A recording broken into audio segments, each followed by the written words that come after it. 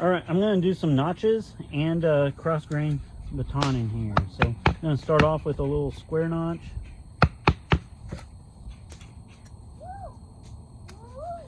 Almost got it to just pop right out of there. There we go. Square notch right there. Get a tent stick notch, and then we'll do some cross grain batoning.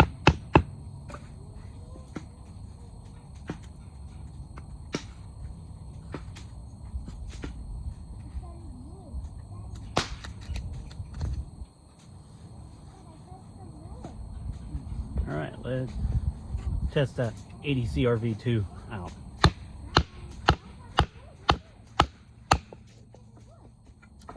I don't have any doubts though that edge and the steel is gonna hold up just fine. This ain't my normal baton either, but I just kind of found this random stick to use, so I didn't have to go all the way to find my baton.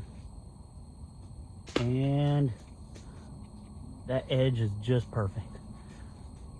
People likes to criticize ADC RV2, but especially for like the 6-inch plus kind of belt survival knife, I think it's an awesome steel for that.